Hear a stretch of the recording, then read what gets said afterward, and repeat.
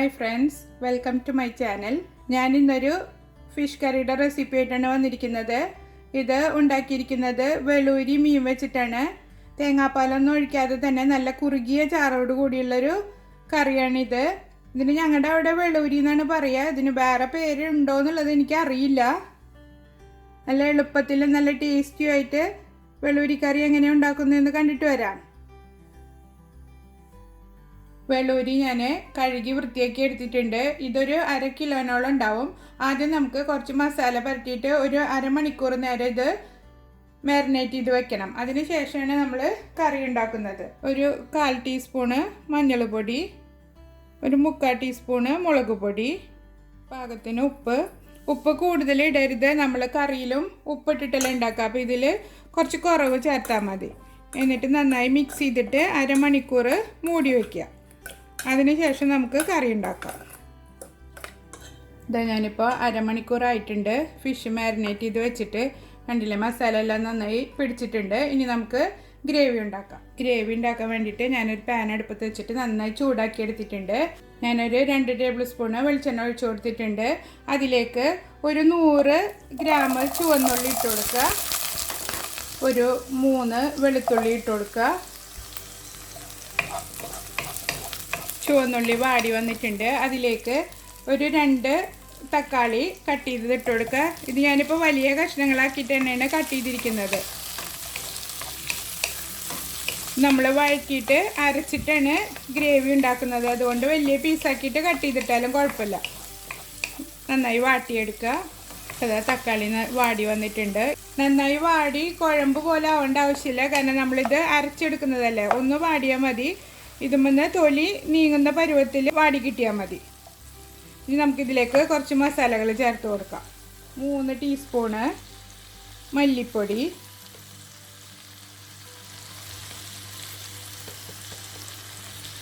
ചെറിയ ടീസ്പൂൺ കൊണ്ട് 3 ടീസ്പൂൺ എടുത്തിട്ടുണ്ട്.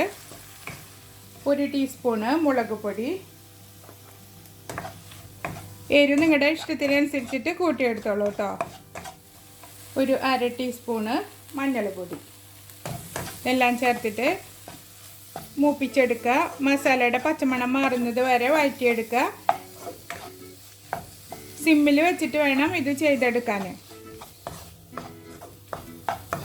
ഇപ്പോൾ ഇതാ മസാല എല്ലാം മൂത്ത് വന്നിട്ടുണ്ട്. ഇനി നമുക്ക് തീ നിർത്തിയിട്ട് ചൂടാറാനായിട്ട് മാറ്റി വയ്ക്കുക. ചൂടാറിയതിന് ശേഷം ഇത് നന്നായി അരച്ചെടുക്കുക. നമ്മൾ മസാല ചൂടാറിയതിന് ശേഷം അരച്ച് വെച്ചിട്ടുണ്ട്. ഇനി നമുക്ക് ഗ്രേവി റെഡിയാക്കി എടുക്കാം. അതിന് വേണ്ടിയിട്ട് ഒരു പാൻ അടുപ്പത്ത് വെച്ചിട്ട് നന്നായി ചൂടാക്കി എടുത്തിട്ടുണ്ട്. അതിലേക്കൊരു 2 ടേബിൾ സ്പൂണ് വെളിച്ചെണ്ണ ഒഴിച്ചു കൊടുക്കുക. ഇത് നിങ്ങൾക്ക് ഓയിലും ചെയ്യാവുന്നതാണ് കേട്ടോ. ഞാനിപ്പോൾ വെളിച്ചെണ്ണ എടുത്തിരിക്കുന്നതേ ഉള്ളൂ.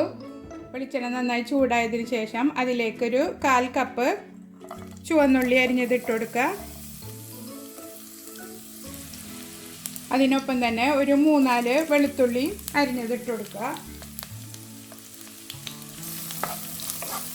ഒരു 2 തണ്ട് കറിവേപ്പില എല്ലാം ചേർത്തിട്ട് നന്നായി വഴറ്റിയെടുക്കാം. നിങ്ങൾക്ക് ഉലുവയുടെ മണം ഇഷ്ടമാണെങ്കിൽ ഉള്ളി മൂപ്പിക്കാനായിട്ട് മുന്നേ അല്പം ഉലുവ കൂടി ചേർത്ത് കൊടുക്കാം കേട്ടോ. പിന്നെ അതുപോലെ ചുവന്നുള്ളിയുടെ അളവ് കൂടുതൽ വേണമെങ്കിൽ എടുക്കാം. അതൊക്കെ നമ്മുടെ ഇഷ്ടത്തിനനുസരിച്ചിട്ടുള്ള വേരിയേഷൻസ് ചെയ്ത് കൊടുക്കാം. നന്നായി വാടി വന്നിട്ടുണ്ട്. ഇനി ഇതിലേക്ക് അരച്ച് വെച്ചിരിക്കുന്ന മസാല ഒഴിച്ചു കൊടുക്കാം.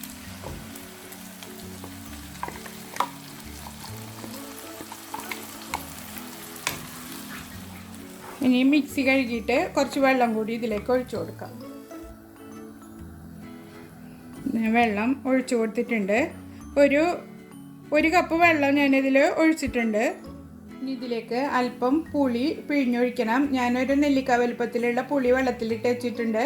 ഇനി ഇത് നന്നായി പിഴിഞ്ഞെടുത്തിട്ട് ഇതിലേക്ക് ഒഴിച്ചു കൊടുക്കാം.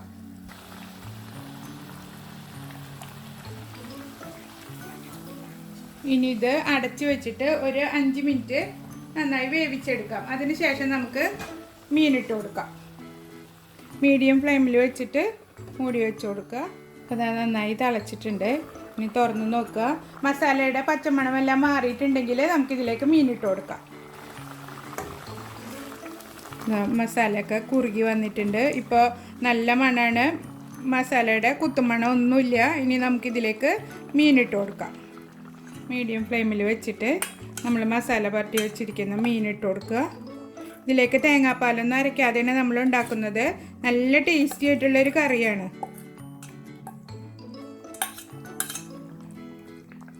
പതുക്കെ ഇളക്കി കൊടുക്കുക. ഒരുപാട് ഇളക്കി കഴിഞ്ഞാൽ മീൻ പൊടിഞ്ഞു പോവും. മീൻ ഇട്ടതിന് ശേഷം അധികം ഇളക്കൊന്നും ചെയ്യരുത്. ഇനി മൂടി വെച്ചിട്ട് ഒരു 4-5 മിനിറ്റ് അതിനുള്ളിൽ തന്നെ മീൻ വെന്ത് കിട്ടും. മീഡിയം ഫ്ലെയിമിലിട്ടിട്ട് വേവിച്ചെടുക്കാം. പാകത്തിനുള്ള ഉപ്പിട്ട് കൊടുക്കുക. ഞാൻ നേരത്തെ ഉപ്പിടാൻ മറന്നു.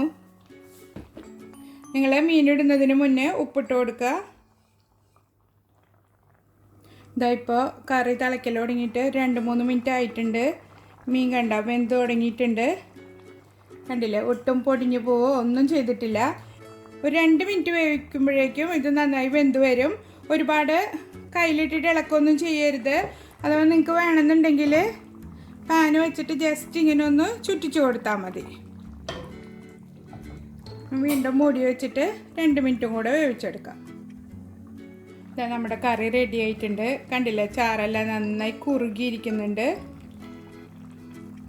കണ്ട, ഈ സമയത്ത് ഉപ്പും എരിവൊക്കെ നോക്കുക, കറക്റ്റാണോന്ന്. കുറവുണ്ടെങ്കിൽ ചേർത്ത് കൊടുക്കുക. ഇതിപ്പോൾ ഇനി വേറെ കാച്ചി ഒഴുക്കി ഒന്നും വേണ്ട. നമുക്ക് ഇതുപോലെ തന്നെ ചൂടാറിയതിന് ശേഷം സെർവ് ചെയ്യാവുന്നതാണ്. മീനൊന്നും ഒട്ടും പൊടിഞ്ഞു പോവോ ഒന്നും ചെയ്തിട്ടില്ല. ഇനി തീ നിർത്തി കൊടുക്കുക. എന്നിട്ട് ഇത്തിരി നേരം ഈ പാത്രത്തിൽ തന്നെ മൂടി വെച്ചതിന് ശേഷം നമുക്ക് സർവിങ് ഡിഷിലേക്ക് മാറ്റാം. നല്ല ഈസി ആയിട്ട് ഉണ്ടാക്കിയെടുക്കാൻ പറ്റിയ കറിയാണ്. എല്ലാവരും ട്രൈ ചെയ്ത് നോക്കണം. ഉണ്ടാക്കി നോക്കിയിട്ട് ഫീഡ്ബാക്ക് അറിയിക്കണം. ഇതുപോലുള്ള വീഡിയോകൾ നിങ്ങൾക്ക് ഇഷ്ടമാവുകയാണെങ്കിൽ എൻ്റെ ചാനൽ സബ്സ്ക്രൈബ് ചെയ്യാനും ലൈക്ക് ചെയ്യാനും ഷെയർ ചെയ്യാനും മറക്കരുത്. അപ്പോൾ ഇനി അടുത്തൊരു വീഡിയോയുമായി വീണ്ടും കാണാം. ബൈ.